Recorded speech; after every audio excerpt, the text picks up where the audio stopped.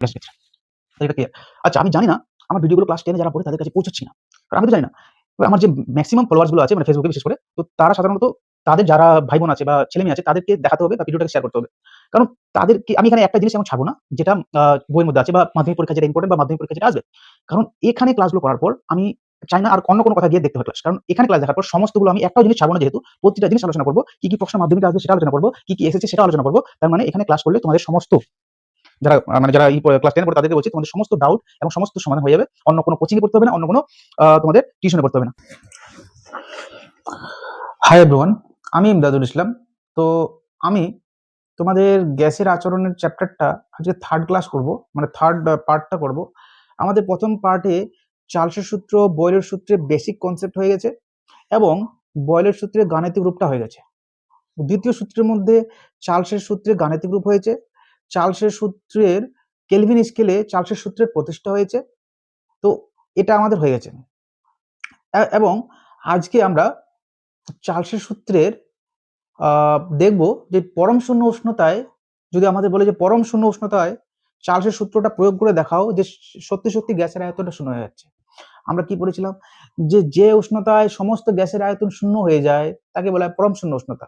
তার মানে চার্লস এটা বলেছিল, তো আমাকে প্রমাণ করে দেখাতে হবে যে চার্লস যে বলেছিল যে পরম শূন্য উষ্ণতায় মানে -273 ডিগ্রি সেলসিয়াস উষ্ণতায় সমস্ত গ্যাসের আয়তন শূন্য হয়ে যায়, তাহলে চার্লসের সূত্র প্রয়োগ করে তুমি এটা প্রমাণ করে দেখাও। তাহলে আমাকে প্রমাণ করে দেখাতে হবে যে হ্যাঁ সত্যি সত্যি চার্লস যে বলেছিল পরম শূন্য উষ্ণতায় গ্যাসের আয়তন শূন্য হয়ে যায়, সেটা সত্যি সত্যি চার্লস সঠিক বলেছিল। তাহলে এটা প্রথম করব। দ্বিতীয় আমরা কি পড়বো, চার্লসের সূত্র এবং বয়লের সূত্রের সমন্বয়টা করব। দুজনের মধ্যে যুগলবন্দি কিভাবে, মানে দুজনের সমন্বয় করার পর দুজনকে মিলিত করার পর কি সমীকরণ আসে সেটা দেখব। 3 নম্বরে আমরা দেখব অ্যাভোগাড্রোর সূত্র, যেখান থেকে আমরা মোলের ধারণাটা পাই সেটা দেখব। 4 নম্বরে আমরা পড়ব গেলুসাকের গ্যাস আয়তন সূত্র। তো এই হচ্ছে আমাদের আজকের টপিক এবং এই চ্যাপ্টারটা শেষ হওয়ার পরে আমরা এই চ্যাপ্টার থেকে যত টাইপের প্রশ্ন আসে সবগুলো ধীরে ধীরে করব এবং যে জিনিসগুলো ছুটে যাচ্ছে বা আমরা করতে করতে হয়তো এখনো বেঁচে আছে কিছু জিনিস, তো প্রশ্নগুলো যখন সলভ করব, সমাধান করব, তখন এক্সট্রা জিনিসগুলো আমাদের অটোমেটিক সামনে চলে আসবে, আমরা সেগুলো ধীরে ধীরে বুঝে নেব। ওকে, প্রথম টার্গেট কি, চার্লসের সূত্র থেকে আমরা কি জেনেছিলাম, এটা জেনেছিলাম যে ভিটি টেম্পারেচারে যদি আমি ধরে নিই বা ভি1 ধরতে পারো, ভিটি ধরতে পারো এক, তাহলে ভি0 1 প্লাস টি এর 273 এটা হয়েছিল। এবার আমাকে এই যে টি বসালাম, টি মানে কি সেলসিয়াস স্কেলে টেম্পারেচার, আর কেলভিন স্কেলে আমি বলেছিলাম যে বড় হাতের টি লেখা হয় আর সেলসিয়াস স্কেলে ছোট হাতের টি লেখা হয়। এখন এই যে আমাদের -273 ডিগ্রি সেলসিয়াস উষ্ণতায় যেটাকে ছোট হাতের টি দিয়ে লেখা হয়, এই ছোট হাতের টির জায়গায় যদি এটা বসিয়ে দিই, তাহলে সত্যি সত্যি কি চার্লসের সূত্রের মধ্যে এই টেম্পারেচারে গ্যাসের আয়তনটা শূন্য হয়ে যায়? প্রমাণ করে দেখতে হবে, চলো করে দেখি। তাহলে কি দেখবো যে ভি মানে যেহেতু টি টেম্পারেচার, তোমরা এখানে টিও দিতে পারো, টি এর মানটা আমরা এটা বসাবো। তাহলে ভি টি সমান সমান ভি0 1 প্লাস এটাকে কত বসাতে হবে, -273। -273 কে পরম শূন্য উষ্ণতা বলা হয়, যে উষ্ণতায় সমস্ত গ্যাসের আয়তন শূন্য হয়ে যায়। ওকে, চলো -273 বসাই দিই, বেশি কথা না বাড়িয়ে। -200, আরে বাবা কি করছি আমি, এটা এইভাবে লিখতে হয়, 273/273 এটা লিখতে হয়।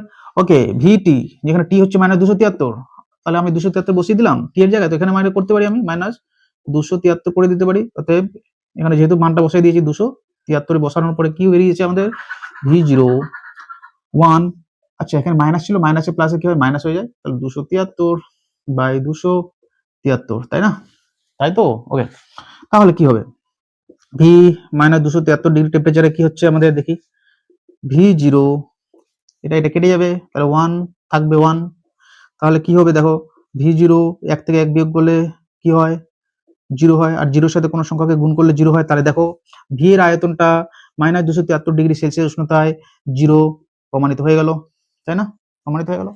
তাহলে চার্লস যে বলেছিল সত্যি সত্যি -273 ডিগ্রি টেম্পারেচারে গ্যাসের আয়তন শূন্য হচ্ছে, মানে দেখো আমি টি এর জায়গায় -273 বসালাম আর চার্লসের সূত্র অ্যাপ্লাই করলাম আর সত্যি সত্যি গ্যাসের আয়তন শূন্য হয়ে যাচ্ছে, তাই না। কিন্তু চার্লস তো এটা বলেছিল যে গ্যাসের আয়তন শূন্য হয়ে যায় কখন, যখন টেম্পারেচার কম করতে করতে করতে করতে করতে আমরা যখন -273 যাব তখন গ্যাসের আয়তন শূন্য হয়ে যাবে। কিন্তু বাস্তবে দেখা গেছে আমি এই টেম্পারেচারে পৌঁছানোর আগেই গ্যাস তরল অথবা কঠিনে পরিণত হয়ে যাচ্ছে। আর আমরা কি এটা কি পড়ছিলাম, আমরা পড়ছিলাম এটা গ্যাসের আচরণ। শুধুমাত্র গ্যাসের ক্ষেত্রে চার্লসের সূত্র, বয়েলের সূত্র, অ্যাভোগাড্রোর সূত্র, গ্যাস-লুসাকের সূত্র প্রযোজ্য, কঠিন আর তরলের ক্ষেত্রে কিন্তু প্রযোজ্য না। কঠিন এবং তরলের ক্ষেত্রে প্রযোজ্য না। তো আমি এই টেম্পারেচার -273 ডিগ্রি টেম্পারেচারে আসার আগেই যদি কঠিনে মানে গ্যাসটা তরল বা কঠিনে পরিণত হয়, তাহলে কি আমি এই টেম্পারেচারে কোনোদিন আসতে পারবো? কারণ কঠিন বা তরলের ক্ষেত্রে চার্লসের সূত্র তো প্রযোজ্য না। তো আমরা পরম শূন্য উষ্ণতায় আসলে যেতে পারি না, বাট যদি যেতে পারতাম তাহলে সত্যি সত্যি গ্যাসের আয়তনটা শূন্য হচ্ছে। এটা ম্যাথমেটিক্যাল ক্যালকুলেশনের মাধ্যমে সে করে দেখেছে। বাস্তবে কিন্তু এই টেম্পারেচার পাওয়া সম্ভব না, কারণ গ্যাসকে যদি আমি এই টেম্পারেচারে নিয়ে যাই, তাহলে গ্যাসটা গ্যাস থাকবে না, সেটা তরলে বা কঠিনে পরিণত হবে। আর তরল বা কঠিনের ক্ষেত্রে চার্লসের সূত্র, বয়েলের সূত্র প্রযোজ্য নয়। ওকে, সেকেন্ড পার্ট, এই আজকের টপিকের সেকেন্ড পার্ট কি বললাম, আমরা চার্লসের সূত্র যেটা পড়েছি এবং বয়েলের সূত্রে যেটা বললাম, এর সমন্বয়টা পড়বো। চলো ওটা করি। ওকে, তাহলে আমরা চার্লসের সূত্র এবং বয়েলের সূত্রের সমন্বয়টা এখন আমরা পড়বো। ওকে, চার্লসের সূত্র এবং বয়েলের সূত্রের সমন্বয়টা এখন আমরা পড়বো। আচ্ছা, বয়েল কি করেছিল? আসলে বয়েল, চার্লস, অ্যাভোগাড্রো, গেলসক সবাই কিন্তু গ্যাসের আয়তনটাকে দেখার চেষ্টা করছে, মানে অ্যাভোগাড্রো, চার্লস, বয়েল। তো বয়েল কি করেছিল? বয়েল চাপের সঙ্গে আয়তনের পরীক্ষাটা করেছিল। সে দেখলো যে চাপ যদি আমি বাড়াই, গ্যাসের আয়তন কমে যাচ্ছে। চাপটা যখন কমাই দিচ্ছি, গ্যাসের আয়তনটা আবার বেড়ে যাচ্ছে। তাহলে চাপটা বাড়াচ্ছি, আয়তন কমছে, চাপটা কমাচ্ছি, আয়তন বাড়ছে। তাহলে চাপের সঙ্গে আয়তনের ব্যস্তানুপাতিক সম্পর্ক পড়েছিলাম প্রথম ক্লাসে। তো আমি কি বললাম যে আয়তনটা চাপের সঙ্গে ব্যস্তানুপাতিক সম্পর্ক। তাহলে কখন? যখন ভরটা এবং উষ্ণতাটা স্থির থাকে বা ধ্রুবক থাকে, তাই না? এটা আমি 1 নম্বর সমীকরণ বলেই দিতে পারি, সমস্যা নেই। বয়েল, এটা তো আমাদের বয়েল হয়ে গেল। বয়েলের সূত্র। চার্লস কি করেছিল? চার্লস আমাদের উষ্ণতার সাথে আয়তনের পরীক্ষাটা করেছিল। যে উষ্ণতার সাথে আয়তন কি পরিবর্তিত হয়, আমি একটা উদাহরণ দিয়েছিলাম সেকেন্ড ক্লাসে, যে যখন আমরা হাঁড়ির মধ্যে দুধ গরম করি, তা মানে যখন দুধ গরম করে যখন টেম্পারেচার দিই, তাপমাত্রা দিই, তখন দেখা যাচ্ছে হাঁড়ির মধ্যে দুধটা পুরো আয়তনটা দখল করে নিচ্ছে। আবার টেম্পারেচারটা যখন কম করছি, ধীরে ধীরে পুরো দুধটা আবার অল্প হয়ে যাচ্ছে। তার মানে যখন টেম্পারেচার বাড়াচ্ছি, আয়তন বাড়ছে, টেম্পারেচার কমাচ্ছি, আয়তন কমছে। তার মানে চার্লসের সূত্রে পরম শূন্য উষ্ণতার সাথে কি দেখলাম আমরা, যে উষ্ণতা পরম শূন্য উষ্ণতার সাথে আয়তনের সম্পর্কটা সমানুপাতিক, মানে বাড়লে বাড়বে, কমলে কমবে। কখন? যখন এর ভরটা এবং চাপটা স্থির থাকবে, তখন। এটাকে আমি 2 নম্বর সমীকরণ দিতে পারি।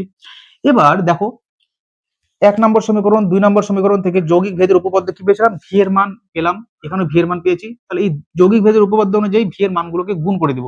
তাহলে অতএব 1 নম্বর সমীকরণ ও 2 নম্বর সমীকরণ এটাকে যৌগিক লিখে দেবো। যৌগিক ভেদের উপপাদ্যতে প্রয়োগ করে পাই কি পাই? দেখো, ভি প্রপোর্শনাল টু, একটার মান কি দেওয়া আছে? 1/p দেওয়া আছে না? দিলাম 1/p। একটার মান, এটার মান দেওয়া আছে ইনটু টি, তাই না? তাহলে 1/p/t।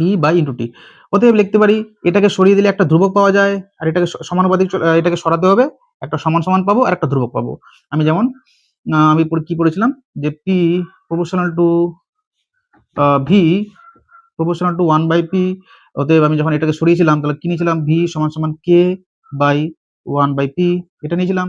তার মানে এই যে সমান সমান সমান আর কে এর পরিবর্তে আমি এটা পেয়েছিলাম, তাহলে এটার পরিবর্তে আবার এটাও পেতে পারি। তাহলে কি লিখবো? অতএব ভি সমান সমান, এর পরিবর্তে সমান সমান আর একটা কে পেলাম, 1/p ইন্টু টি। ঠিক আছে, এবার আমি কি বর্জগ্রহণ করতে পারি? দেখো, বর্জগ্রহণ করলে কি হয়? পি, আহা এটা তো কি হচ্ছে, আচ্ছা, পি ভি সমান সমান কেটা আর গুণটা কেটি হয়ে যাবে, তাই না? কেটি।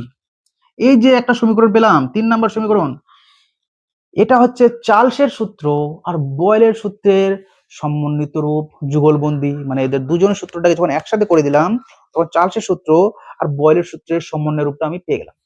আর এই 3 নাম্বার যে সমীকরণটা পেলাম, একে বলা হয় আদর্শ গ্যাসের অবস্থার সমীকরণ। একে কি বলা হয়? আদর্শ গ্যাসের অবস্থার সমীকরণ। মানে কি? এখন এই যে আদর্শ গ্যাসের মানে কি? আদর্শ গ্যাস কাকে বলে? এখন যে সমস্ত গ্যাসগুলো এই পিভি ইকুয়াল টু কেটি, মানে কি চার্লসের সূত্র এবং বয়েলের সূত্র মেনে চলবে, তাদেরকে বলা হয় আদর্শ গ্যাস। আর যারা মেনে চলবে না, তাদেরকে বলা হয় বাস্তব গ্যাস। আচ্ছা, আমরা আমাদের মতো আর কি, এই গ্যাসগুলো আমাদের মতো কেন? যে আমরা কিন্তু বাবা মার কথা সবসময় মেনে চলি না, কখনো কখনো মেনে চলি, কখনো কখনো মেনে চলি না, বেশিরভাগই মেনে চলি না। আর কম সংখ্যক আমরা মেনে চলি, তাই না? তো যদি আমরা মেনে চলতাম তাহলে আমরা হতাম আদর্শ বাবা মার আদর্শ সন্তান, কিন্তু আমরা তো মেনে চলি না, তার মানে আমরা বাস্তব সন্তান, নর্মাল নর্মাল যেমন অন্যান্য ছেলে মেয়েরা থাকে তেমন আমরা বাস্তব টাইপের। তো যে সমস্ত গ্যাসগুলো এই চার্লসের সূত্র এবং বয়েলের সূত্র দুটাকেই মেনে চলবে তাকে বলা হয় আদর্শ গ্যাস।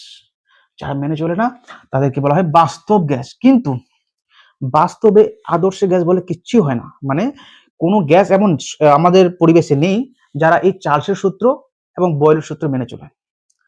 আসলে নেই। যদি মেনে চলতো এই চার্লসের সূত্র এবং বয়েলের সূত্র, অর্থাৎ বা এই সমীকরণটা যদি মেনে চলতো তাদেরকে কি বলতাম? আদর্শ গ্যাস। আর যারা মেনে চলে না তারা আমাদের মতো বাস্তব গ্যাস। ঠিক আছে?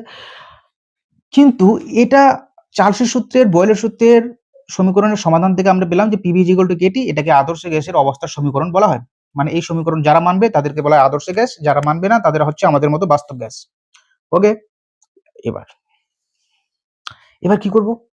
আসলে এরপরে আরেকটা স্টেপ আছে, যখন আমি, কারণ অঙ্ক আমাদের এই যে সূত্রটা থেকে করতে হবে, তো কোন সূত্র অ্যাপ্লাই করে আমাদের অঙ্ক করতে হবে সেটাকে আমরা বার করব। চলো, আচ্ছা এটার পরে স্টেপটা আমি করতে পারি। এরপরে স্টেপ এদিকে করে দিচ্ছি যে পি ভি সমান সমান কে টি পেলাম, কে টি পেলাম। অতএব আমি এটা করতে পারি পি ভি টিটাকে এদিকে নিয়ে চলে আসি, তাহলে টি চলে আসলো, থাকলো এদিকে কে, ওই বাবা কে, তো কে চলে আসলো, তাহলে এটা একটা ধ্রুবক। তার মানে যখন আমি পি চাপ ভি চাপ উষ্ণতা টি হয় তখন পাচ্ছি ধ্রুবক। তার মানে এখন যদি আমি P one V one T one নিই তখন ধ্রুবক পাবো, পি টু ভি টু টি টু নিই তখনও ধ্রুবক পাবো। তা আমি লিখতে পারি যে যদি এখন এটা মুছিয়ে দিচ্ছি, ঠিক আছে, এটা মুছাচ্ছি, এটা টুকে নিও, আশা করি টুকে নিয়েছো। তো এখন আমি কি করতে পারি? অতএব এখন যদি আমি প্রাথমিক চাপ পি ওয়ান, প্রাথমিক আয়তন ভি ওয়ান এবং প্রাথমিক উষ্ণতা টি ওয়ান নিই এবং এবং অন্তিম চাপ পি টু, অন্তিম আয়তন ভি টু এবং অন্তিম উষ্ণতা যদি টি টু নিই, তাহলে এই যে আমি এটাকে কত নম্বর সমীকরণ দেবো? 4 নম্বর দিয়ে দাও, সমস্যা কি আছে? 4 নম্বর দাও, 5 নম্বর দাও, এখানে 3 ছিল এখানে 4 আসলো, তাহলে 4 নম্বর সমীকরণ অনুযায়ী আমি কি লিখতে পারি? এই মানগুলো শুধু পি ভি টি এর জায়গায় বসিয়ে দিলে কি পাবো? এটা পাবো। এখান থেকে কি পেতে পারি? P one by T one সমান সমান কে, তাই না? কে। আবার এখান থেকে পেতে পারি P two V two by T two সমান সমান কে। তার মানে দেখো এখানে কে পেলাম, এটাও কে পাচ্ছি, মানে সবগুলো কে, তার মানে সবাই সমান সবাই সমান সবাই সমান। তো আমি সবাইকে বলতে পারি এটা সমান সমান এটা। অতএব P one V one by T one সমান সমান P two V two by T two, যেটা সমান সমান হয়ে গেল। এই যে সূত্রটা পেলাম এটাও চার্লস এবং বয়েলের সূত্রের গাণিতিক রূপ, কিন্তু আমাদের ওই অবধি করলেই হয়ে যেত, বাট এটা আমাদের অঙ্কের ক্ষেত্রে লাগবে। কি করে? ধরে নাও প্রাথমিক চাপ দেওয়া আছে, কোনো একটা অঙ্কে দেওয়া আছে প্রাথমিক চাপ দেওয়া আছে, অন্তিম আয়তন দেওয়া, মানে প্রাথমিক আয়তন দেওয়া আছে, প্রাথমিক উষ্ণতা দেওয়া আছে। এখানে প্রাথমিক চাপ দেওয়া আছে, উষ্ণতা অন্তিম চাপ দেওয়া আছে আর অন্তিম উষ্ণতা দেওয়া আছে, বাট অন্তিম আয়তনটা দেওয়া নেই। তাহলে আমি এই সূত্র থেকে এটা যদি দেওয়া না থাকে তাহলে বর্জ্য গুণন করে মান বসিয়ে আমি ভি2 এর মান পেতে পারি। তার মানে 1 2 3 4 5 6, ছয়টার মধ্যে যে কোনো 5টা দেওয়া থাকলে 6 নাম্বারটার মান আমি পেয়ে যাব। তো এই সূত্র থেকে করতে হবে আমাদের অঙ্ক। আশা করি এর সমন্বিত রূপটা আমি স্ক্রিনে দিয়ে দিচ্ছি। তোমরা পরীক্ষা কিভাবে লিখতে হবে এটা যদি পরীক্ষা আসে তাহলে তোমরা এখান থেকে লিখে নিতে পারো, তোমরা স্ক্রিনশট করে রাখতে পারো অথবা তোমরা খাতায় লিখে রাখতে পারো। ওকে, এটা হয়ে গেল। এরপরে আমরা করব অ্যাভোগাড্রো সূত্র, তারপরে গ্যালোসের গ্যাস আয়তন সূত্র, এটা লাস্ট পার্ট। চলো এখন আমরা অ্যাভোগাড্রো সূত্রটা করব। তাহলে আমরা এখন করব অ্যাভোগাড্রো সূত্র। আসলে বয়েল গ্যাসের আয়তন পরীক্ষা করছে চাপের সাথে, চার্লস গ্যাসের আয়তনের পরীক্ষাটা করছে উষ্ণতার সাহায্যে। এখন এও আয়তনের পরীক্ষাটা করবে, কিন্তু এ বলছে এ অণুর সংখ্যার উপর, মোলের সংখ্যার উপর আয়তনটা কেমন ভাবে পরিবর্তিত হয় তার উপর পরীক্ষা করা করবে। তাহলে মোলের সংখ্যার উপর, মোল জিনিসটা, তার মানে এখান থেকে এই অ্যাভোগাড্রো সূত্র থেকে যে একটা নতুন টার্ম আমরা পেলাম সেটা মোল। মোল জিনিসটা কি সেটা তো আগে জানতে হবে। তো আসলে মোল জিনিস তেমন কিছুই না, মোল জিনিস কিছুই না। মোল আমরা আসলে কি হয়, কঠিন জিনিসকে আমরা কি দিয়ে মাপি? গ্রাম, কুইন্টাল, কেজি, মন, তাই না? তরল পদার্থ মানে তেল বা কোনো জলকে কি দিয়ে মাপি? লিটার দিয়ে। তো গ্যাসকে আমরা মাপি মোল দিয়ে। তার মানে এই যে কঠিন পদার্থের মাপার যেমন একক কেজি, গ্রাম, কুইন্টাল, তো গ্যাসের মাপার একক হচ্ছে মোল। যেমন 1 মন সমান সমান 40 কেজি, 1 কুইন্টাল সমান সমান 100 কেজি। তো তার আমাকে জানতে হবে যে 1 মোল সমান সমান এর সাথে কার সম্পর্ক, লিটারের সম্পর্ক কি, কারণ তরল গ্যাসকে তো আমরা লিটারও মাপতে পারি। তাহলে বলা হচ্ছে যে 1 মোল সমান সমান হচ্ছে 22.4 লিটার। কি 1 মোল সমান সমান 22.4 লিটার। তার মানে 1 মোল পরিমাণ হাইড্রোজেন গ্যাস হোক, 1 মোল পরিমাণ অক্সিজেন গ্যাস হোক, 1 মোল পরিমাণ নাইট্রোজেন গ্যাস হোক, তাহলে 1 মোল পরিমাণ যে কোনো গ্যাস হোক না কেন, তার আয়তন হচ্ছে 22.4 লিটার। এখন আচ্ছা, গ্যাসের তো অণু থাকে, তাহলে এই 1 মোল মানে যেটা 1 মোলকে আমরা 22.4 লিটার বলি, তাহলে এর মধ্যে কতগুলো অণু থাকবে? তো 1 মোল পরিমাণ পৃথিবীর যে কোনো গ্যাস হোক না কেন, অর্থাৎ 1 মোল সমান সমান 22.4 লিটার, আমি পৃথিবীর যে কোনো গ্যাস নিই না কেন, তার মধ্যে অণুর সংখ্যা সমান থাকবে কত? তার পরিমাণটা হচ্ছে 6.022 ইন্টু 10 টু দি পাওয়ার 23। তার মানে 1 মোল যদি আমি হাইড্রোজেন নিই, 1 মোল পরিমাণ যদি আমি হাইড্রোজেন নিই অথবা নাইট্রোজেন নিই অথবা অক্সিজেন নিই, তাহলে সবার আয়তন হচ্ছে 22.4 লিটার এবং সবার মধ্যে এই সংখ্যকই অণু থাকবে, যদিও তাদের ভর আলাদা আলাদা হতে পারে। মানে ভর তাদের আলাদা হতেই পারে, যেহেতু 1 মোল পরিমাণ গ্যাস, আমি যে পরিমাণ গ্যাস নিই না কেন, সবার আয়তন 22.4 লিটার, অর্থাৎ এই 22.4 লিটার বা 1 মোল পরিমাণ গ্যাস এই সংখ্যাটাই থাকবে, মানে অণুর সংখ্যা সমান থাকবে। কি করে দেখো, হাইড্রোজেনের ভর আমরা জানি 2 গ্রাম, নাইট্রোজেন ভর জানি আমি 28 গ্রাম, আর অক্সিজেন ভর জানি আমি 32 গ্রাম। কিন্তু 1 মোল হাইড্রোজেন, 1 মোল অক্সিজেন, 1 মোল নাইট্রোজেন, তাদের ভরগুলো দেখো আলাদা আলাদা বেরিয়েছে 32 গ্রাম, কিন্তু তাদের আয়তন হচ্ছে 1 মোল পরিমাণ, যেহেতু এই জন্য এদের আয়তন 1 মোল সমান সমান 22.4 লিটার। তার মানে 1 মোল হাইড্রোজেন, 1 মোল নাইট্রোজেন, 1 মোল অক্সিজেন, সবার আয়তন 22.4 লিটার এবং সবার মধ্যে সমান সংখ্যক অণু থাকবে, যদিও তাদের ভরগুলো আলাদা হয়ে যায়, সমস্যা নেই। ভর আলাদা হলেও 1 মোল পরিমাণ গ্যাসের মধ্যে এত সংখ্যক অণু থাকবে এবং 1 মোল পরিমাণ গ্যাসের মধ্যে তার আয়তন এত লিটারই হবে। ক্লিয়ার? এবার তার মানে আমাদের কি জানলাম, এখানে তো আমাদের হয়ে গেল। তো এবার বলো, যদি 1 মোল গ্যাস হয়, তাহলে 1 মোল গ্যাস সমান সমান 22.4 লিটার সমান সমান 6.02022 ইন্টু 10 টু দি পাওয়ার 23। তাহলে 1 মোল গ্যাসে যদি এত হয়, তাহলে 2 মোল গ্যাসের আয়তন দ্বিগুণ হবে, 3 মোল গ্যাসের আয়তনটা 3 গুণ হয়ে যাবে, 4 মোল গ্যাসের আয়তন 4 গুণ হয়ে যাবে। তার মানে কি, মোল সংখ্যা যদি বাড়ে তাহলে আয়তনটা বেড়ে যাচ্ছে, মোল সংখ্যা যদি বাড়ে আয়তন বেড়ে যাচ্ছে। তাহলে মোলের সঙ্গে আয়তনের সমানুপাতিক সম্পর্ক। তার মানে মোল সংখ্যা বাড়লে অণুর সংখ্যা বাড়বে, মোল সংখ্যা বাড়লে অণুর সংখ্যা বাড়বে, আয়তনটা বাড়বে। তার মানে অণুর সংখ্যা বাড়লে আয়তন বেড়ে যাবে, কারণ মোল সংখ্যা বাড়লে অণুর সংখ্যা বাড়বে, অণুর সংখ্যা বাড়লে আয়তনও বেড়ে যাচ্ছে, মোল সংখ্যা বাড়লে আয়তন, মানে 1 মোল গ্যাসের যা আয়তন হবে, 2 মোল গ্যাসের আয়তন বেশি হবে, 3 মোল গ্যাসের আয়তন বেশি হবে। তাহলে এটার সাথে 2 মোল গ্যাসের ক্ষেত্রে কি হয়, 2 ইন্টু 22.4, তাই না? 3 মোল গ্যাসের ক্ষেত্রে 3 ইন্টু 22.4, মানে আয়তনটা বেড়ে যাচ্ছে। তাহলে অনুসংখ্যা কি হবে, 2 ইন্টু এটা, আর 3 মোলের ক্ষেত্রে 3 ইন্টু এটা 6.022 ইন্টু 10 টু পাওয়ার 23। তার মানে আমি যদি মোল সংখ্যাকে বাড়াই তাহলে আয়তনটা বাড়ছে, আর আয়তন বাড়লে অণুর সংখ্যা বাড়ছে।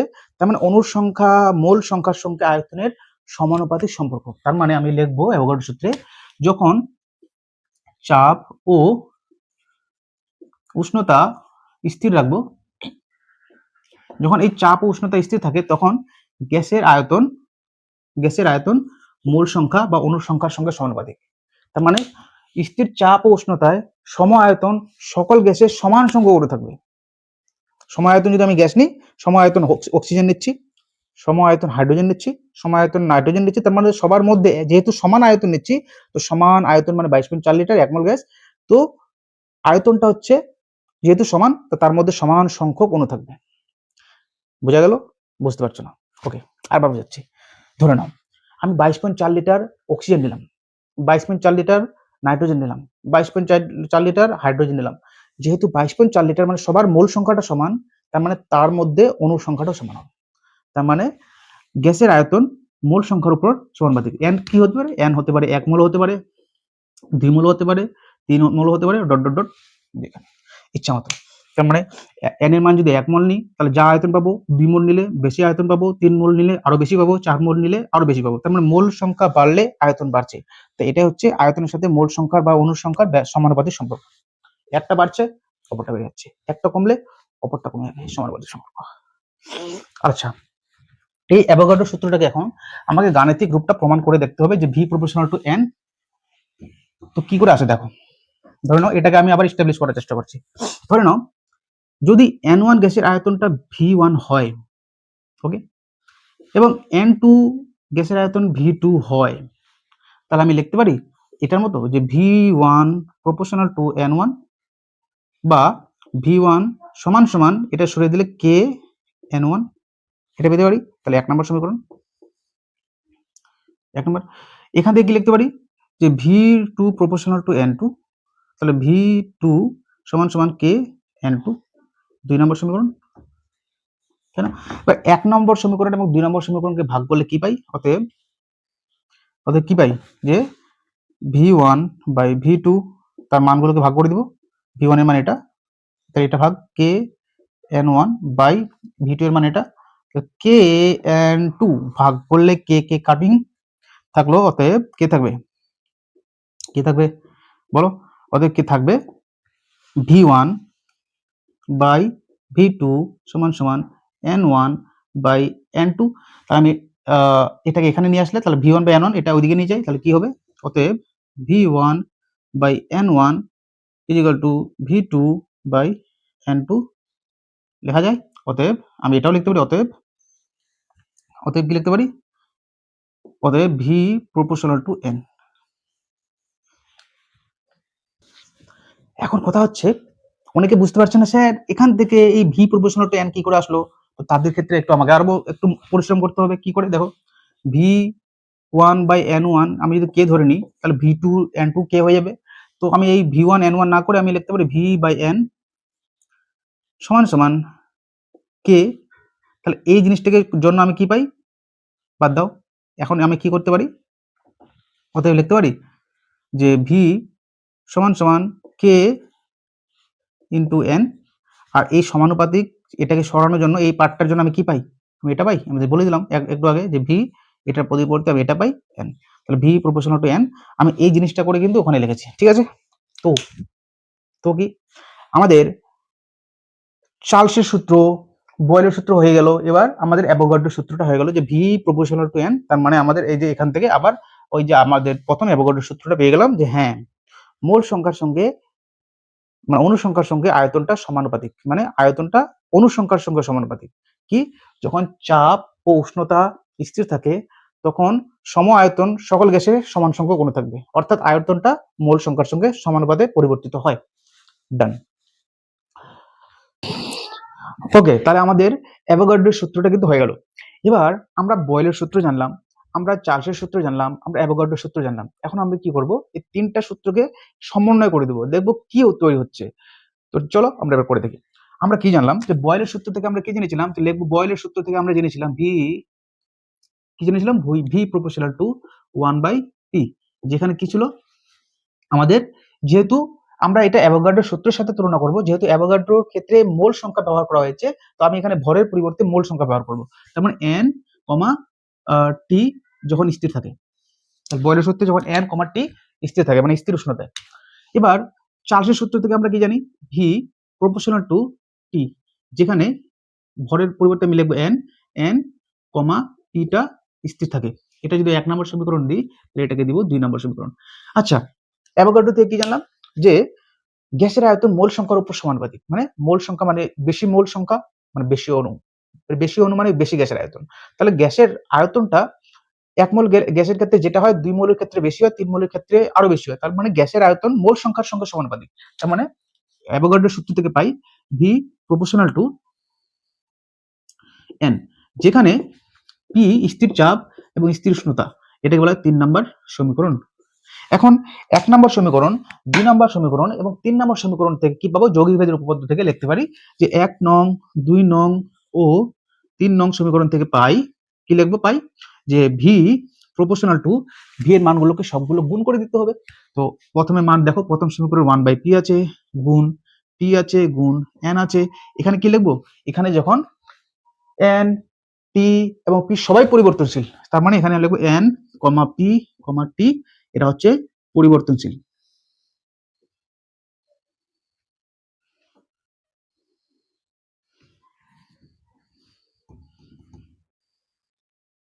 এটা সবাই পরিবর্তনশীল। তাহলে আমি কি আমি কি জানলাম, যে যখনই কোনো সমানুপাতিক চিহ্ন থাকে সেটাকে সরাতে গেলে একটা সমান সমান চিহ্ন আসে এবং একটা ধ্রুবক আসে। বাট আমরা সাধারণত এতক্ষণ কি করলাম, ধ্রুবকটাকে কে নিয়েছিলাম। বাট এর ক্ষেত্রে আমরা যেহেতু বইয়ের মধ্যে আর নেওয়া হয়েছে আর, এই জন্য ক্যাপিটাল আর, এই জন্য আমরা এখানে কে এর পরিবর্তে আর নেব। কখন, যখন বয়েলের সূত্র, অ্যাভোগাড্রোর সূত্র এবং চার্লসের সূত্র সমন্বয় করতে বলবে, তখন আমরা কে এর পরিবর্তে আর নেব। তাহলে কি করব, যে অতএব ভি সমান সমান আর নেব একটা, আর কি আছে 1/p আছে, p রাখলাম ইন্টু টি ইন্টু এন। তাহলে আমি কি এখন পিটাকে যদি বজ্রগুণন করে দিই, তাহলে কি হতে হবে, অতএব পি ভি সমান সমান, তাহলে এন আর টি থাকলো। তাহলে এই যে সমীকরণটা হলো, এটাও কিন্তু আদর্শ গ্যাসের সমীকরণ। তাহলে আগেরটা কি করলাম, যেটা চার্লসের সূত্র বয়েলের সূত্রের সমন্বয়, সেটাও আদর্শ গ্যাসের সমীকরণ, কিন্তু এটা অ্যানমোল গ্যাসের ক্ষেত্রে, এটা অ্যানমোল গ্যাসের ক্ষেত্রে আদর্শ গ্যাসের সমীকরণ। যদি বলে আদর্শ গ্যাসের সমীকরণটি লেখো, তাহলে P V equal to K T, তাহলে আমি লিখবো চার্লসের সূত্রে বয়েলের সূত্রের সমন্বয়টা বলবো। আর যদি বলে এন মোল গ্যাসের ক্ষেত্রে আদর্শ গ্যাসের সমীকরণ লেখো, তাহলে আমি চার্লসের সূত্র, বয়েলের সূত্র, অ্যাভোগাড্রোর সূত্রের সমন্বয়টাই বলবো। কেন, এন মোল গ্যাসের ক্ষেত্রে পিভি ইকুয়াল টু এনআরটি, এটা হচ্ছে আদর্শ গ্যাসের সমীকরণ। ঠিক আছে, তাহলে এটা হচ্ছে আমাদের আদর্শ গ্যাসের সমীকরণ, মানে যে সমস্ত গ্যাসগুলো এই সমীকরণ মেনে চলবে তাদেরকেও আদর্শ গ্যাস বলা হয়। পিভি ইকুয়াল টু এনআরটি সমীকরণ মেনে চলে, এটা এন মোল গ্যাসের ক্ষেত্রে, ওটা নর্মাল সূত্র ছিল, মানে যে কোনো গ্যাসের ক্ষেত্রে, এটা এন মোল পরিমাণ গ্যাসের ক্ষেত্রে। তো এটা ক্লিয়ার। আচ্ছা, আমি জানি না আমার ভিডিওগুলো ক্লাস 10 এ যারা পড়ে তাদের কাছে পৌঁছচ্ছে কিনা, কারণ আমি তো জানি না। এবার আমার যে ম্যাক্সিমাম ফলোয়ার্স গুলো আছে, মানে ফেসবুকে বিশেষ করে, তো তারা সাধারণত তাদের যারা ভাই বোন আছে বা ছেলে মেয়ে আছে তাদেরকে দেখাতে হবে বা ভিডিওটাকে শেয়ার করতে হবে। কারণ তাদেরকে আমি এখানে একটা জিনিস এমন ছাড়বো না যেটা বইয়ের মধ্যে আছে বা মাধ্যমিক পরীক্ষা যেটা ইম্পর্টেন্ট বা মাধ্যমিক পরীক্ষা যেটা আসবে। কারণ এখানে ক্লাসগুলো করার পর আমি চাই না আর অন্য কোনো কথা গিয়ে দেখতে হয় ক্লাস। কারণ এখানে ক্লাস দেখার পর সমস্তগুলো আমি একটাও জিনিস ছাড়বো না, যেহেতু প্রতিটা জিনিস আলোচনা করব। কি কি প্রশ্ন মাধ্যমিকে আসবে সেটা আলোচনা করব, কি কি এসেছে সেটাও আলোচনা করব। তার মানে এখানে ক্লাস করলে তোমাদের সমস্ত যারা মানে যারা ক্লাস 10 এ পড়ে তাদেরকে বলছি, তোমাদের সমস্ত ডাউট এবং সমস্ত সমাধান হয়ে যাবে। অন্য কোনো কোচিং এ পড়তে হবে না, অন্য কোনো তোমাদের টিউশনে পড়তে হবে না, এখানে সমাধান হয়ে যাবে। এরপরে যে সূত্রটা আমরা পড়বো সেটা হচ্ছে গেলুসাকের গ্যাস আয়তন সূত্র। চলো তাহলে সেই সূত্রটাকে করি। আচ্ছা, গেলুসাকের গ্যাস আয়তন সূত্রের আগে আমাকে কখনো বলে দেয় যে এই আর, যেটা সর্বজনীন ধ্রুবক, আর কে কি বলা হয়, আর কে সবসময় কি বলা হয়, সর্বজনীন ধ্রুবক। তাহলে কোথায় গেল, যখন আমি লিখবো তো এখানে লিখবো যে আর সমান সমান সর্বজনীন ধ্রুবক, মানে সব গ্যাসের ক্ষেত্রে আর এর মানটা সমান। এবার আমাকে কখনো বলে দেয় যে এই আর এর একক বার করো, তো আর এর একক কি করে বার করতে হয়, তো সেটা এখন বার করে দেখতে হবে যে আর এর একক কি করে বার করতে হয়। চলো আমরা আগে আর এর এককটা বার করতে শিখে নিই। ওকে, আমি কি জানলাম, এই সমীকরণে P V equal to N R T. তাহলে আর এর এককটা বার করতে হবে, তাহলে আরটাকে এদিকে নিয়ে আসি, অতএব এন আর টি সমান সমান পি ভি। তার মানে আর কে এদিকে রেখে দিব, তাহলে বাকিগুলোকে নিয়ে যাবো বাম সাইডে। কোন সাইডে, ডান সাইডে নিয়ে যাবো, বাম সাইডে আর কে রেখে দেবো, তাহলে নিয়ে থাকবে ভাগ হয়ে যাবে এন টি। তাহলে এখন এর মানগুলো বসাতে পারলেই তো আমাদের আর এর এককটা পেয়ে যাবো, মানে এর এককগুলো বসাতে হবে। আচ্ছা, চাপ মানে কি, আমরা কি জানি, চাপ সমান সমান ভর বল বাই ক্ষেত্রফল। ক্ষেত্রফল এটা জানি, বল বাই ক্ষেত্রফল। আচ্ছা, ক্ষেত্রফল মানে কি জানি, দৈর্ঘ্য ইন্টু প্রস্থ। তার মানে ক্ষেত্রফলকে আমরা কি লিখতে পারি, দৈর্ঘ্য ইন্টু প্রস্থ। প্রস্থ, আচ্ছা দৈর্ঘ্যটা তো একটা, প্রস্থটা তো আমি এটাকে তো বলি, এটা এল, এটাও এল, আমি এটাও লেন্থ, এটাও লেন্থ, আমি দৈর্ঘ্যটাকে দৈর্ঘ্য বললে প্রস্থটাকে দৈর্ঘ্য বলতে পারি, তবে দৈর্ঘ্য স্কয়ারও বলতে পারি, অথবা এটাকে আমি এল স্কয়ার বলতে পারি। আচ্ছা, আয়তনটাকে কি করে লিখতে পারি, তাহলে আয়তন হচ্ছে দৈর্ঘ্য ইন্টু প্রস্থ ইন্টু উচ্চতা, তার মানে L into L into L, মানে এল কিউব। তার মানে এখানে এল স্কয়ার হলে আয়তনে দৈর্ঘ্য ইন্টু প্রস্থ ইন্টু উচ্চতা, length into length into length, মানে তিনটা লেন্থ যেহেতু দৈর্ঘ্য প্রস্থ উচ্চতা, জন্য এল কিউব। তার মানে এখানে আমি দৈর্ঘ্য স্কয়ারও বলতে পারি, এটাকে দৈর্ঘ্য স্কয়ার বলতে পারি, আর এটাকে আমি কি বলতে পারি, দৈর্ঘ্য দৈর্ঘ্য কিউব বলতে পারি আয়তনটাকে। এটা হচ্ছে আমাদের আয়তন, আর এটা হচ্ছে আমাদের ক্ষেত্রফল, এটা হচ্ছে আমাদের ক্ষেত্রফল, এটা হচ্ছে আমাদের আয়তন। তাহলে এখানে দেখো, এখানে আর এর এককটা বার করার সময় দেখো, চাপ মানে পি মানে চাপ না, পি মানে প্রেসার মানে চাপ। তাহলে চাপের জায়গায় আমি লিখতে পারি যে বল বাই ক্ষেত্রফল লিখতে পারি, ইন্টু কি আছে ভি মানে আয়তন। তো আয়তন লিখতে পারবো, সমস্যা নেই। এন মানে কি মোল, তার মানে লিখতে পারি এটা মোল, মোল ইন্টু টি মানে উষ্ণতা, তো উষ্ণতা লিখে দিলাম। আসলে আমি আর এর এককটাকে বার করার চেষ্টা করছি। এবার দেখো, এবার কি লিখবো দেখো, এটাকে মুছাতে হবে। চলো এটা, তারপরে বলের, এবার দেখো বল, তো বল রেখে দিলাম। ক্ষেত্রফল কি আমি জানলাম যে দৈর্ঘ্য স্কোয়ার, ক্ষেত্রফল মানে দৈর্ঘ্য ইন্টু দৈর্ঘ্য, মানে দৈর্ঘ্য ইন্টু প্রস্থ মানে দৈর্ঘ্য স্কোয়ার। তো আমি লিখতে পারবি যে দৈর্ঘ্য এর মাথায় স্কোয়ার ইন্টু আয়তনের জায়গায় আমি লিখতে পারি দৈর্ঘ্য কিউব, দৈর্ঘ্য ইন্টু প্রস্থ ইন্টু উচ্চতা, সবগুলো যদি দৈর্ঘ্য ধরে নিই তাহলে দৈর্ঘ্য কিউব মানে এল কিউব। তার মানে আমি লিখবো দৈর্ঘ্য কিউব। আর এখানে কি লিখবো, মোলটা মোল রেখে দিলাম, সমস্যা নেই। আমাদের থাকলো উষ্ণতা, উষ্ণতাকে উষ্ণতা রেখে দিই, সমস্যা এটাও নেই। এবার এর পরে লাইনটা যেটা করতে হবে আমি এদিকে লিখছি, কারণ নিচে জায়গা নেই, তো আমি এদিকে করব। তাহলে এই হচ্ছে আমাদের আর। আচ্ছা, এখানে দৈর্ঘ্য স্কয়ার, এখানে দৈর্ঘ্য কিউব, তাহলে এটা কেটে যাবে না? তাহলে কি থাকবে উপরে, আর সমান সমান বল ইন্টু দৈর্ঘ্য বাই, আর ইন্টু দৈর্ঘ্য বাই কি হবে, কি আছে মোল ইন্টু উষ্ণতা, মোল ইন্টু উষ্ণতা, মোল ইন্টু উষ্ণতা পেয়ে গেলাম। এবার দেখো বল ইন্টু দৈর্ঘ্য, দৈর্ঘ্যটা একটা সরণ না, ধরে নাও আমি একটা জিনিসকে, এই একটা বল আছে, এটাকে এখান থেকে আমি বল প্রয়োগ করলাম, বল প্রয়োগ করার পর এখান থেকে আমি এই অবধি নিয়ে গেলাম। তাহলে বলটা যদি এই দণ্ডটাকে, এই লোহার দণ্ডটাকে যদি আমি এখান থেকে এখানে নিয়ে আসি, তার মানে ধরে নাও আমি 5 ফুট 5 ফিট আমি কি করলাম, এখান থেকে এই অবধি নিয়ে আসলাম। তার মানে কি করলাম, বল প্রয়োগ করলাম, বল প্রয়োগ করে আমি 5 ফিটের সরণ ঘটালাম, মানে এর লেন্থের পরিবর্তন হলো, মানে এর একটা দৈর্ঘ্যের আমি সরণ ঘটালাম, একটা দৈর্ঘ্যের কি হলো সরণ ঘটলো। তার মানে কি করলাম, আমি যে এখান থেকে এটাকে বল প্রয়োগ করে একটু সরণ ঘটিয়েছি, মানে আমি কিছু কাজ করেছি। তার মানে বল, যখন আমি কোনো বল প্রয়োগ করে কোনো জিনিস স্থানের, কোনো জিনিসের স্থান পরিবর্তন করাই বা তার কোনো সরণ ঘটে, তার 5 ফিট 2 ফিট যদি আমি তাকে সরণ ঘটিয়ে দিই বা লেন্থের পরিবর্তন করে দিই স্থানটার, তাহলে যেহেতু এখান থেকে এখানে নিয়ে গেলাম, বল প্রয়োগ করলাম, তাহলে বল ইন্টু সরণ হয়ে গেল কৃতকার্য। তার মানে আমি যে কাজ করলাম, কি করলাম, বল প্রয়োগ করে একটা জিনিসকে 1 ফিট থেকে 2 ফিট দূরে নিয়ে চলে গেলাম, মানে এক জায়গা থেকে আরেকটা দূরে নিয়ে গেলাম, মানে 2 ফিট দূরে বা 5 ফিট দূরে নিয়ে গেলাম। তাহলে কি করলাম, এই যে সরণ ঘটলো বস্তুটার, এবং কি করলাম বল প্রয়োগ করে ঘটালাম, তাহলে একটা বল ইন্টু সরণ বা দৈর্ঘ্য হয়ে গেল আমাদের কৃতকার্য। তার মানে আমি বলতে পারি যে এখানে বল মানে সরণ মানে এটা দৈর্ঘ্য মানে লেন্থ, বল ইন্টু দৈর্ঘ্য যেটা সরণ ঘটেছে তাকে আমি লিখতে পারি কৃতকার্য। অতএব কৃতকার্য বাই মোল ইন্টু উষ্ণতা। এবার দেখো কৃতকার্যের একক কি, আমরা জানি কার্যের এসআই একক হচ্ছে জুল আর সিজিএস হচ্ছে আর্গ। এখন আমাকে যদি এখানে যদি এর এককগুলো বসিয়ে দিই, তাহলে কিন্তু আমাদের আর এর এককটা হয়ে যাবে। তাহলে আর এর একক বার করার জন্য দেখো এখন কি করব, তাহলে লিখবো কৃতকার্যের একক কি, কৃতকার্যের একক এসআই থেকে জুল, ঠিক আছে। আর মোলের একক সাধারণত ইংলিশে মোলে লেখা হয়, আর উষ্ণতার একক সাধারণত কেলভিন লেখা হয়। তাহলে এটা হয়ে গেল আমাদের আর এর একক। এবার আমি যদি এটা এক লাইনে লিখতে চাই, আমি এভাবে লিখতে চাই না, আমি এক লাইনে লিখবো, মানে একটা লাইনে থাকবে, বাই করে লিখতে চাই না, তাহলে আমি লিখতে পারি যেটা জুল আছে জুল রেখে দেবো, জুল রেখে দিলাম। মোলটা নিচের জিনিস যদি উপরে লিখি তাহলে তাকে লেখা হয় মোল ইনভার্স 1। কেটাকে যদি উপরে লিখি তাহলে এটাকেও ইনভার্স 1 দিয়ে লিখতে পারি, তো কে ইনভার্স 1।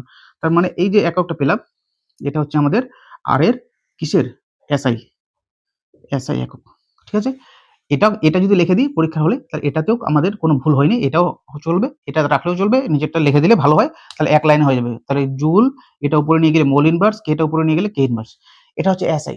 তাহলে সিজিএস এ কি হবে, তো সিজিএস এ যেহেতু কৃতকার্যের একক আর্গ, তো আমি এখানে শুধু আর্গ করে দিলেই বাকিটা হয়ে গেল। তাহলে আর্গ করলেই, আর্গ মোল ইনভার্স কে ইনভার্স করলে আমার কিন্তু সিজিএস এ আর এর একক পেয়ে যাবো। তোমরা এটাকে টুকে নাও, কারণ বইয়ের মধ্যে এভাবে কোনো বই দেওয়া নেই। তাছাড়া আমি একটা দিতে পারতাম, বাট কোনো বই যেহেতু এইভাবে সাজানো গোছানো লেখা নেই, এই জন্য তোমাদেরকে এটা টুকে নিতে হবে, যাতে পরীক্ষার মধ্যে যদি লেখা থাকে যে আর এর একক নির্ণয় করো, তাহলে এইভাবে আমাদের আর এর এককটাকে বের করতে হবে। এরপরে আমরা যেটা করবো সেটা হচ্ছে গেলুসেকের গ্যাস আয়তন সূত্র। ওকে, তাহলে এখন আমরা যেটা শিখবো সেটা হচ্ছে গেলুসাকের গ্যাস আয়তন সূত্র। আচ্ছা, গেলুসাক কি করেছে, সে না দুটা গ্যাসের বা দুটা বা তিনটা গ্যাসের মধ্যে বিক্রিয়া করেছে এবং সে দেখছে কি উৎপন্ন হচ্ছে। কি করেছে দেখো, ধরে নাও একটা এ এবং বি গ্যাস নিয়েছে এবং দেখা যাচ্ছে সি গ্যাস উৎপন্ন হলো, সি গ্যাস। তো আমরা জানি এই যে যারা বিক্রিয়া অংশগ্রহণ করে তাদেরকে বলা হয় বিক্রিয়জাত, সরি বিক্রিয়ক, বিক্রিয়ক বানানটা ঠিক লিখলাম মনে একটু দেখে নিবা, বিক্রিয়ক পদার্থ, ঠিক আছে? আশা করি ঠিক লিখেছি, আমি জানি না, চেক করে নেবা। আর যেটা উৎপন্ন করে এই যে যারা বিক্রিয়ায় অংশগ্রহণ করলো, মানে বিক্রিয়া করছে এবং বিক্রিয়ার পর একটা নতুন পদার্থ উৎপন্ন হবে, যেমন চিনি, জল আর লেবু মিশানোর পর শরবত তৈরি হয়, তেমন ভাবে যারা বিক্রিয়ায় অংশগ্রহণ করে তারা হচ্ছে বিক্রিয়ক পদার্থ, আর যেটা উৎপন্ন হয় সেটা হচ্ছে বিক্রিয়জাত, বিক্রিয়জাত পদার্থ। তাদের কি বলা হয়, বিক্রিয়জাত পদার্থ। তো অ্যাভোগাড্রো কি বলছে, যদি বিক্রিয়ক পদার্থগুলো তাদের আয়তনের সরল অনুপাতে বিক্রিয়া করে এবং এই বিক্রিয়া করার পর যদি যে পদার্থটা উৎপন্ন করবে সে যদি গ্যাসীয় পদার্থ হয়, তাহলে সেও এই বিক্রিয়ক পদার্থগুলির আয়তনের সঙ্গে সরল অনুপাতে থাকবে। তার মানে এরা যদি 1:2 অনুপাতে বিক্রিয়া করে তাহলে এও এই সরল অনুপাতে মানে 3 বা কিছু একটা হবে। সরল অনুপাত মানে কি 1:2:3 এভাবে থাকবে, কখনো পূর্ণ সংখ্যায় বা দশমিকে থাকবে না, ঠিক আছে? তো বলা হচ্ছে যদি বিক্রিয়ক গ্যাসগুলি তাদের আয়তন মানে কি, এটা হয়তো অনেকে বুঝতে পারছে না, আমি বুঝাই দিচ্ছি। দেখো, তাদের আয়তন বলতে কি বোঝায়, ধরে নাও এদের আয়তন, এর মোট আয়তন হচ্ছে 100, এরও মোট আয়তন 100, এর 20% বিক্রিয়া করছে বা 10% বিক্রিয়া করছে। এর 10% মানে কি, এই আয়তনের 10%, আর এই আয়তনের 20% বিক্রিয়া করছে। তো 0 0 যদি কেটে যায় তাহলে কি হবে, আলটিমেটলি 1:2 অনুপাতে বিক্রিয়া করলো। এবং যদি এই যে সি, এরা কিন্তু গ্যাসীয়, অবশ্যই গ্যাসীয় হতে হবে, তাহলে এই গ্যাসীয় বিক্রিয়া পদার্থগুলি তাদের আয়তনের সরল অনুপাতে বিক্রিয়া করার পর যদি যে পদার্থটা মানে বিক্রিয়জাত পদার্থ যেটা উৎপন্ন করবে সেও যদি গ্যাসীয় হয়, তাহলে সেই গ্যাসীয় পদার্থটির আয়তনও এই বিক্রিয়কগুলির আয়তনের সরল অনুপাতে থাকবে। ধরে নাও এটা 3 হয়ে গেল, তার মানে কি হবে, অতএব 1:2:3 হবে। এই হচ্ছে সরল অনুপাত, ঠিক আছে? তাহলে কি বলবো, যে স্থির চাপ ও উষ্ণতায় কি লিখবো, স্থির চাপ ও উষ্ণতায় কি বলবো, স্থির চাপ ও উষ্ণতায় গ্যাসীয় বিক্রিয়ক পদার্থগুলি তাদের আয়তনের সরল অনুপাতে বিক্রিয়া করার পর যদি গ্যাসীয় বিক্রিয়জাত পদার্থ উৎপন্ন করে, তাহলে সেই বিক্রিয়জাত পদার্থটিও বিক্রিয়কগুলির আয়তনের সঙ্গে সরল অনুপাতে থাকবে। তার মানে এরা যদি সরল অনুপাতে বিক্রিয়া করে এবং বিক্রিয়ার পর যদি যে পদার্থটা উৎপন্ন হচ্ছে সেও যদি গ্যাসীয় হয়, তাহলে সেও বিক্রিয়কগুলির আয়তনের সঙ্গে সরল অনুপাতে থাকবে। এটা হচ্ছে গেলুসাকের গ্যাস আয়তন সূত্র। আশা করি ক্লিয়ার। তো এটা কিভাবে লিখতে হবে আমি দিয়ে দিচ্ছি, তোমরা দেখে নাও। ওকে, তাহলে আমাদের গেলুসাকের গ্যাস আয়তন সূত্রটা হয়ে গেল যে যদি বিক্রিয়কগুলি সরল অনুপাতে বিক্রিয়া করে তাদের আয়তনের, তাহলে যে পদার্থটা উৎপন্ন করবে বিক্রিয়জাত সেও যদি গ্যাসীয় হয়, তাহলে ওই গ্যাসীয় বিক্রিয়জাত পদার্থটিও বিক্রিয়কগুলির আয়তনের সঙ্গে সরল অনুপাতে থাকবে।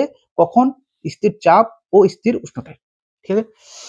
এখন আমাকে বলবে, মাধ্যমিক প্রশ্ন ধরে নাও এইভাবে প্রশ্ন পড়েছে যে এখন আমাকে অ্যাভোগাড্রো সূত্র থেকে গেলুসাকের গ্যাস আয়তন সূত্রটি প্রতিষ্ঠা করে দেখাও। আসতে পারে প্রশ্ন, মুশকিল, যে এখন অ্যাভোগাড্রো সূত্র থেকে গেলুসাকের গ্যাস আয়তন সূত্রটা প্রমাণ করতে হবে। তো চলো করে দেখি, খুব ইজি। কি হয়, ধরে নাও একটা গ্যাস আছে এ, একটা আছে বি, একটা হচ্ছে সি। হাইড্রোজেন, অক্সিজেন, নাইট্রোজেন হতে পারে, তোমরা ইচ্ছা মতো নিতে পারো, বাট আমি তিনটা গ্যাসের নাম নিলাম, একটার নাম এ, একটার নাম বি, একটার নাম সি। ধরে নাও এই গ্যাসের যে মোট আয়তন তার হচ্ছে ভি, এই মোট আয়তনের মধ্যে যতগুলো অণু আছে তার হচ্ছে এন, তাহলে এরও আয়তন ধরে নিলাম ভি এন, এরও আয়তন ভি, অণুর সংখ্যা এন মানে মোল সংখ্যা। তার মানে তিনটা এ বি সি তিনটার গ্যাসের আয়তনটা সমান এবং তিনটা গ্যাসের মধ্যে সমান সংখ্যক অণু থাকে, তার মানটা হচ্ছে এন। তার মানে অণুর সংখ্যা এবং আয়তন সংখ্যা তিনটারই সমান। এখন ধরে নাও এই এন সংখ্যার অণুর মধ্যে আমি বিক্রিয়া ঘটাবো, তো আমি দেখলাম যে সবগুলো আমি বিক্রিয়া ঘটাবো না, তো আমি কিছু সংখ্যক অণুকে বিক্রিয়া ঘটাবো। তো ধরে নাও আমি অল্প সংখ্যক অণু, যেটা হচ্ছে এ, ছোট হাতের এ দিয়ে লিখলাম, তাহলে এই এ গ্যাসের n সংখ্যক অণুর মধ্যে এ পরিমাণ অণু নিলাম, এর বিক্রিয়া ঘটাবো, এবং বি গ্যাসের n সংখ্যক অণুর মধ্যে ছোট্ট একটা পরিমাণ নিলাম বি, এর বিক্রিয়া ঘটাবো। সি গ্যাসের n পরিমাণ অণুর মধ্যে আমি সি পরিমাণ অণু নিলাম, তাহলে এ বি সি আমি বিক্রিয়া ঘটাবো। ঠিক আছে, তাহলে আমি টোটাল আয়তনটা ভি, এবং ভি আয়তনের মধ্যে n সংখ্যক অণু আছে, তার মধ্যে এ সংখ্যক আমি নিলাম, আর এটার সেম আমি টোটাল আয়তনের n সংখ্যক অণুর মধ্যে আমি বি এবং সি পরিমাণ নিলাম। এ বি সি তিনটা গ্যাসের আলাদা আলাদা গ্যাস। আমাকে প্রমাণ কি করতে হবে, যে অ্যাভোগাড্রো সূত্র থেকে গেলুসাকের গ্যাস আয়তন সূত্রটা প্রমাণ করতে হবে, তাই না? চলো, তো আমি এখান থেকে লিখতে পারি এই এ গ্যাসের ক্ষেত্রে কি লিখতে পারি, যে আমি জানি যে এই যে n পরিমাণ অণুর যে আয়তন সেটা হচ্ছে ভি, তাই না? n পরিমাণ অণুর আয়তনটা আমি ভি ধরেছিলাম। এখন এক পরিমাণ অণুর আয়তন কি হবে, ভি বাই এন উইকিক নিয়মে, এবং এ পরিমাণ, তাহলে এই যে এই পরিমাণ নিয়েছিলাম এর আয়তন কি হবে, তাহলে এটা গুণ হয়ে যাবে, তাহলে V into A by N, এটা আমি পেলাম 1 নম্বর সমীকরণ, ধরে নাও এখানে দিয়ে দিই, এটা 1 নম্বর সমীকরণ। এবার বি গ্যাসের ক্ষেত্রে কি হতে পারে, তাহলে বি গ্যাসের ক্ষেত্রে আমি পাবো যে এন সংখ্যক অণুর আয়তন হচ্ছে ভি, ঠিক না? এক অণুর সংখ্যক আয়তন ভি বাই এন, আগেরটার মতো উইকিক নিয়মে। তাহলে বি সংখ্যক অণুর আয়তন কত হবে, তাহলে বি সংখ্যক অণুর আয়তন হয়ে যাবে আমাদের V into B by N, এটা আমার 2 নম্বর সমীকরণ। এবার এটা তো হয়ে গেল। এবার এই গ্যাসের ক্ষেত্রে কি হবে, সি গ্যাসের ক্ষেত্রে, তাহলে সি গ্যাসের সেম এন গ্যাস, এন সংখ্যক অণুর আয়তন কত আছে, ভি, এক সংখ্যক অণুর আয়তন উইকিক নিয়মে ভি বাই এন, তাহলে সি সংখ্যক গ্যাসের অণুর আয়তন কত হবে, V into C by N N, তাহলে এটা হয়ে গেল আমাদের 3 নাম্বার সমীকরণ। এখন আমি যদি এই তিনটা সমীকরণকে অনুপাত করে দিই তাহলে কি হবে, দেখো দেখো এই দেখো আবার দেখাচ্ছি। আচ্ছা, উপরেরটা মুছাই দিই।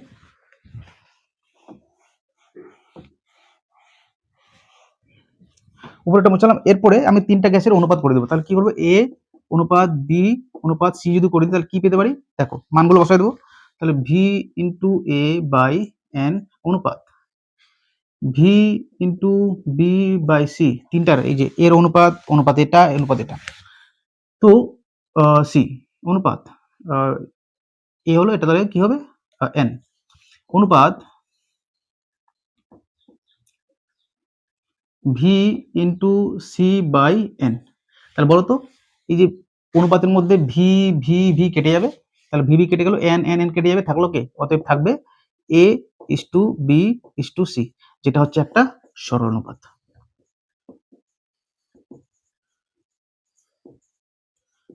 যেটা হচ্ছে সরল অনুপাত, তাহলে আমরা পেয়ে গেলাম যে এ বি সি সরল অনুপাতে থাকে। তাহলে আমাদের এই যে পার্টটা হলো, এটা হচ্ছে অ্যাভোগাড্রো সূত্রের সাহায্যে গেলুসাকের গ্যাস আয়তন সূত্র, কিছুই না, সব দেখানো হয়েছে। তোমরা আশা করে টুকেও নিয়েছো। এবার এখান থেকে আমরা যখন তিনটার মানটাকে অনুপাত করে দিলাম তখন আমরা A is to B is to C পেলাম, কারণ ভি আর এনটা কেটে গেল। আর এটা কিভাবে লিখতে হবে সেটা আমি দিয়ে দিচ্ছি, তোমরা এখান থেকে টুকে নিতে পারো আর অথবা স্ক্রিনশট করে রাখতে পারো। তাহলে আমাদের অ্যাভোগাড্রো সূত্রের সাহায্যে গেলুসাকের গ্যাস আয়তন সূত্রটা সম্পূর্ণ কমপ্লিট হয়ে গেল। যেহেতু আরো একটু টাইম আছে, তো আমি এখন একটা প্রশ্ন মাধ্যমিকে আসে যে শুষ্ক বায়ু এবং আর্দ্র বায়ু কে হালকা এবং কে ভারী। তো এখানে কি হয় জানো, এখানে ম্যাক্সিমাম ছেলে মেয়েরা উত্তর দেয় যে আর্দ্র বায়ু মানে ও আর্দ্র মধ্যে জল বেশি আছে তো সে বেশি ভারী হবে, শুষ্ক বায়ু মানে শুকনো তো সে তো শুকনো মানুষ তো হালকা হয়। তো সবাই কি অ্যান্সারটা দেয় যে হ্যাঁ আর্দ্র বায়ু ভারী, শুষ্ক বায়ু হালকা। কিন্তু আমাদের প্রমাণ করতে হবে যে কে ভারী এবং কে হালকা। মাধ্যমিকের মধ্যে প্রশ্ন এটা আসে, আর এটা ইম্পর্টেন্ট প্রশ্ন একটা, তো সেটা করে দেখছি চলো। তাহলে আমরা করছি শুষ্ক বায়ু এবং আর্দ্র বায়ুর মধ্যে কে ভারী এবং কে হালকা এবং কেন। তো আমি জানি যে শুষ্ক বায়ুর মধ্যে কি থাকে জানো, 4 ভাগ থাকে নাইট্রোজেন আর 1 ভাগ থাকে অক্সিজেন, এটা শুষ্ক। আর আর্দ্র বায়ুর মধ্যে কে থাকে, আর্দ্র বায়ুর মধ্যে থাকে শুধুমাত্র জলীয় বাষ্প H2O। তার মানে শুষ্ক বায়ুর মধ্যে 4 ভাগ নাইট্রোজেন, 1 ভাগ অক্সিজেন, আর্দ্র বায়ুর মধ্যে শুধুমাত্র হাইড্রোজেন থাকে। তাহলে এর যদি ভরটা কে ভারী ভরটা বার করতে হবে, তাহলে হাইড্রোজেনের ভর হচ্ছে 2, অক্সিজেন ভর হচ্ছে 16, সমান সমান 18 গ্রাম। কত বেরোলো? 18 গ্রাম বেরোলো। এবার আমাকে এটার আগে ভর বার করি। দেখো কি 4 ভাগ নাইট্রোজেনের ভর কত হবে? 4 ইন্টু নাইট্রোজেনের ভর কত? নাইট্রোজেনের ভর হচ্ছে আমাদের 28 গ্রাম, প্লাস এর মধ্যে আবার কি আছে? 1 ভাগ অক্সিজেন আছে, তো অক্সিজেনের ভর হচ্ছে 32 গ্রাম। তাহলে 4 ভাগ আর 1 ভাগ গড় করে দিলে কি হবে? 5 দিয়ে ভাগ করে দেবো। 4 ভাগ প্লাস 1 ভাগ 5 ভাগ মানে 4 প্লাস 1। আমাকে গড় ভরটাকে বার করতে হবে, তবেই তো বুঝতে পারবো যে কার ভর বেশি এবং কে ভারী এবং কে হালকা। তো কত বেরোবে দেখো, 4 8 32, 4 2 8, তাহলে 112 প্লাস 32 বাই 5। অতএব কি বেরোবে? এটার ভরটা কি বেরোবে? তাহলে হচ্ছে আমাদের 144 বাই 5 ভাগ করলে কত বেরোবে?